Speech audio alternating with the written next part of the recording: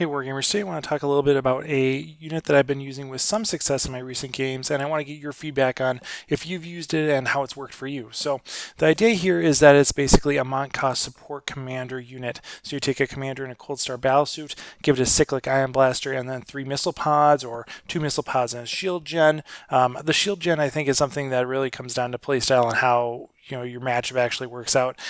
A lot of the time I end up regretting when I don't take a shield gen and then not needing it when I do take it. So I always split hairs on that. I'm never really sure which one I want to do.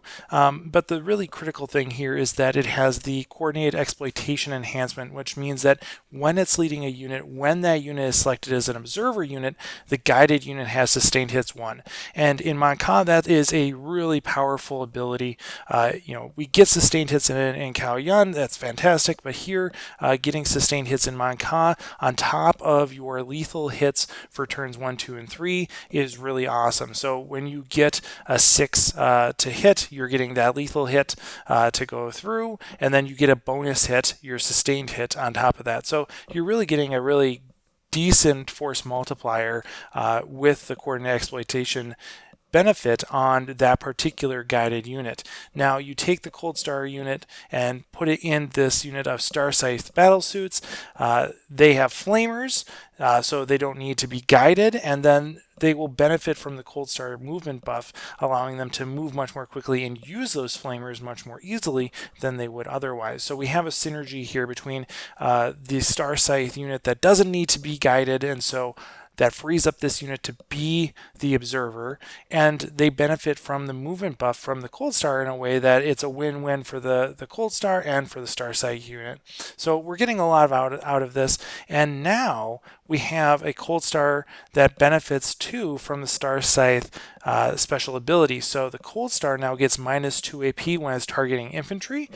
So it's going from a strength 7 -1 AP missile pod or cyclic ion blaster to a strength 7 -2 AP shot instead, and that is a pretty big step up. That's going to do a lot of work for you. And then we get sustained hits 1 for those priority units that we are guiding. So you can pair this up with, let's say, a unit of Sunforge suits and get that sustained hits 1.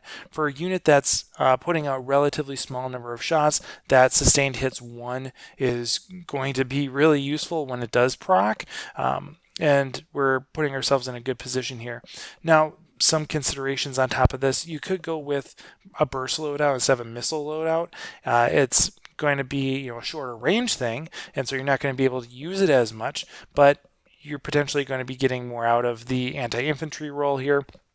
You're also going to be a little bit more skeptical or a little bit more reserved with this unit in a densely populated tabletop. So if there's a lot of terrain in your way, it's going to be a lot harder to use this than you might think, or maybe not. Maybe you're like, obviously it's going to be harder to use, but having your Cold Star unit be in a different place than the unit that you are trying to guide is going to cause a lot more problems when there's more terrain. And so this isn't going to work out quite as well in those environments, but in layouts where you have some decent firing lanes, or at least some ability to coordinate between your different units, you're going to be able to get a fair amount out of this. And so I've been able to use this to get some nice sustained hit perks in a few of my past games, and I'm just wondering if you've had the same experience. What are the strengths, what are the weaknesses, how has it worked for you? Let's have a conversation about it in the comments, and as always, thanks for watching and happy wargaming. If you stuck around to this point in the video, maybe you want to join our Discord community as well. There's a link in the description below. Special thanks to all my supporters over on Patreon, but especially the folks that you see on your screen now.